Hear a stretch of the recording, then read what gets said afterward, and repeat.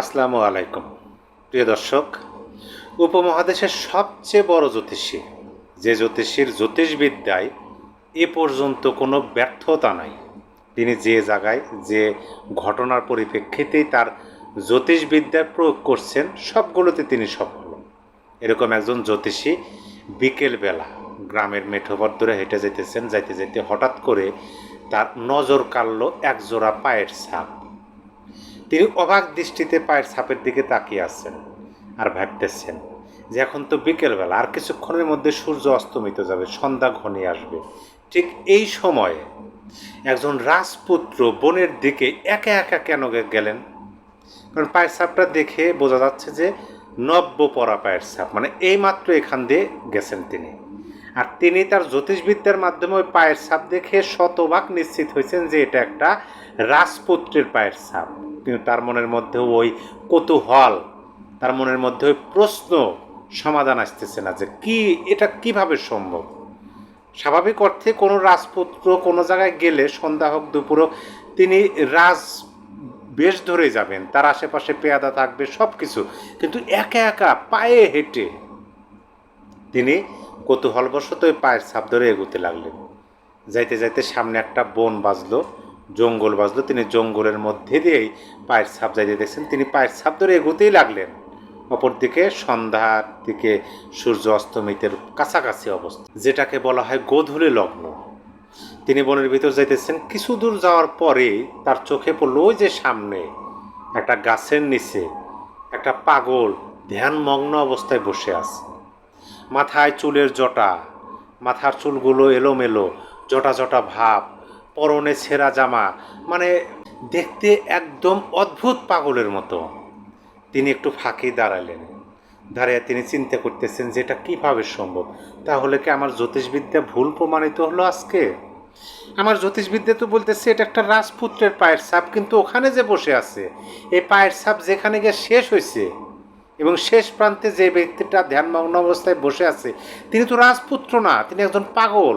তার তো কোনো পেয়াদা দেখতেছি না, তার তো কোনো মানে রাজপুত্রের মতো সেরকম বেশভূষাক দেখতেছি না। তার মনের মধ্যে কৌতূহলটা আরও বৃদ্ধি হলো এবং তিনি ভাবলো তিনি যাবেন ওই ধ্যানমগ্ন ব্যক্তির সাথে কথা বলবেন, তার জ্যোতিষবিদ্যা ভুল না এটা তিনি প্রমাণ করবেন, তারপরে বাসায় ফিরবেন। তিনি গেলেন, পাশে বসলেন। বসার সাথে সাথে সেই ধ্যানমগ্ন ব্যক্তিটি তার চোখের পাতা খুলল। পাতা খুলে পাশে বসে আছে একজন, তাকে জিগাইল যে আপনি এই সময় এখানে কিভাবে? তখন ওই জ্যোতিষী বলতেছে আমি আপনার খোঁজে আসছি, আমি একজন এই উপমহাদেশের সবচেয়ে বড় জ্যোতিষী। আমার এই জীবনে যতটুকু জ্যোতিষবিদ্যা আমি শিখেছি, প্রয়োগ করেছি, আমার জ্যোতিষবিদ্যার কোনো ব্যর্থতা নাই, ভুল নাই। কিন্তু আজকে আমার জ্যোতিষবিদ্যা নিয়ে যথেষ্ট প্রশ্ন মনের মধ্যে উদয় হয়েছে। তখন ওই পাগল, ওই ধ্যানমগ্ন ব্যক্তি বলতেছে কি সেটা একটু খুলে বলেন। তখন জ্যোতিষী বলতেছে আমি বনের পাশ দিয়ে যাচ্ছিলাম, হঠাৎ করে এই আপনার পায়ের ছাপ দেখলাম, দেখে আমার জ্যোতিষবিদ্যার মাধ্যমে আমি বুঝতে পারলাম যে এটা একটা রাজপুত্রের পায়ের ছাপ। কৌতূহলবশত আমি আসলাম, এসে দেখে আপনি তো রাজপুত্র না, কিন্তু আপনার পায়ের ছাপ বলতেছে আপনি রাজপুত্র, কিভাবে সম্ভব হয়? তাহলে কি আমার জ্যোতিষবিদ্যা ভুল? তখন ওই ধ্যানমগ্ন ব্যক্তি ওই পাগল জ্যোতিষীকে বলতেছে যে জ্যোতিষী মশাই, আপনার জ্যোতিষবিদ্যা ভুল না, আপনি ঠিকই গণনা করছেন। আমি একজন রাজপুত্র, কিন্তু আমি আমার রাজার জীবনযাপন, রাজপুত্রের জীবনযাপন ত্যাগ করছি আজ থেকে অনেক আগে। আমি এখন একা জীবন কাটাই, আমি নিজেকে নিয়ে, নিজেকে চেনার জন্য আমি সব কিছু ত্যাগ করছি। ওই জ্যোতিষী জিজ্ঞাসা করলো কেন আপনি এই উদ্যোগ নিলেন, এই পদক্ষেপে সিদ্ধান্ত কেন আপনি নিলেন? রাজপুত্রের জীবনযাপন আর আপনি যে জীবনযাপন করতেছেন আকাশ পাতাল পার্থক্য, এটা তো কোনোভাবেই মেনে নেওয়া যায় না। তখন ওই ধ্যানমগ্ন ব্যক্তি বলতেছে শোনো জ্যোতিষী, এই পৃথিবীর দুইটা ভাবে শাসন করা যায়। এক নম্বর হলো তলোয়ারের মুখে তোমার প্রজাদের ভয় দেখিয়ে বা তোমার শক্তি প্রদর্শন করে তুমি এই রাজ্য পরিচালনা করতে পারো। আর একটা পথ হলো ভালোবাসার মাধ্যমে। এখন তুমি কোন পথ বেছে নেবে?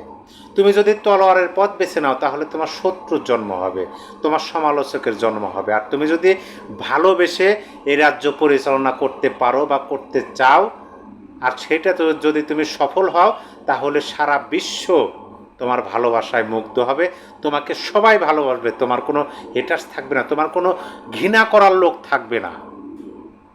তুমি কোনটা বেছে নেবে, তবে তুমি যেটাই বেছে নাও আমি ভালোবাসার পথটাই বেছে নিচ্ছি। যাই হোক, এই গল্পটা আমি এই জন্য আপনাদেরকে বললাম যে আওয়ামী লীগের নেতাকর্মীদের বিভিন্ন সময় বিভিন্ন প্ল্যাটফর্মে তাদের বক্তব্য, আওয়ামী সভানেত্রী শেখ হাসিনা সহ সকলের বক্তব্যের মাঝে একটা বিষয় ফুটে ওঠে।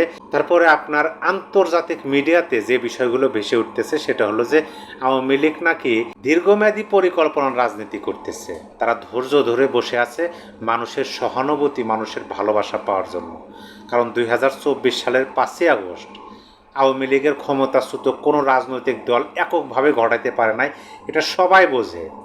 নিজেদের স্বার্থে যে যেভাবেই বলুক, এটাই বাস্তব কথা, এটাই বাস্তবতা। সাধারণ মানুষ রাজপথে নেমেছিল। কেন নেমেছিল? আওয়ামী লীগের উপর অতিষ্ঠ হয়ে গেছিল। আওয়ামী লীগের বিরুদ্ধে মিথ্যা অপপ্রচার বলেন বা আওয়ামী লীগের কর্মকাণ্ড অথবা আওয়ামী লীগের তখনকার সময় ক্ষমতাসীন নেতাকর্মীদের তাণ্ডবের ফলে হোক, জনগণ কিন্তু তারা রাজপথে নামছিল আওয়ামী লীগকে ক্ষমতাচ্যুত করার জন্য, নিজের পছন্দের প্রার্থীকে ভোট দেওয়ার জন্য। সেই আওয়ামী লীগ যখন ক্ষমতাচ্যুত হলো, ধীরে ধীরে মানুষ আওয়ামী লীগের অনুপস্থিতিটা বুঝতে পারতেছে এবং আওয়ামী লীগ বাংলাদেশের জন্য কতটুকু উপযুক্ত একটা রাজনৈতিক দল সেটাও তারা বুঝতে পারতেছে। যদিও আমরা দেখতেছি বর্তমান সরকারের পক্ষ থেকে আওয়ামী লীগকে নাই করে দেওয়ার জন্য এমন কোনো পদক্ষেপ কাজ নাই যে তারা হাতে নেওয়া নাই, সেটা বাস্তবায়নের জন্য কাজ করতেছে না। কিন্তু সাধারণ মানুষের মনের মধ্যে আওয়ামী লীগের স্থান কোথায়? সাধারণ মানুষ যেন আওয়ামী লীগকে ভালোবাসে, সাধারণ মানুষকে ভালোবেসে যেন আওয়ামী লীগ রাজপথের রাজনীতি করতে পারে, সেই জন্য নাকি আওয়ামী লীগ দীর্ঘমেয়াদী পরিকল্পনার রাজনীতি করতেছে।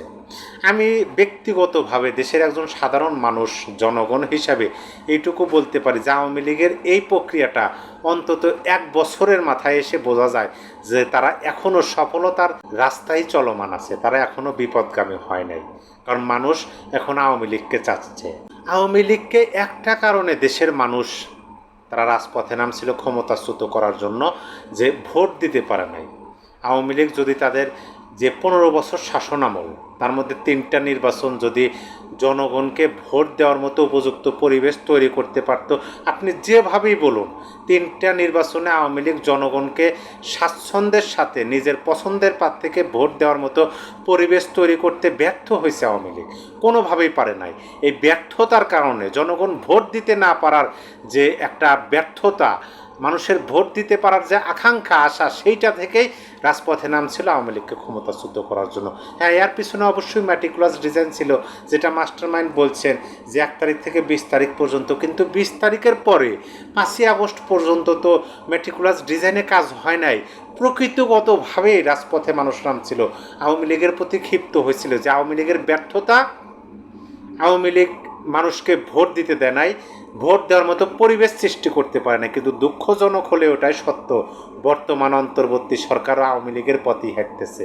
মানুষ যেন স্বাচ্ছন্দ্যের সাথে ভোট দিতে না পারে, সেজন্য বর্তমান সরকার ব্যাপকভাবে কাজ করতেছে।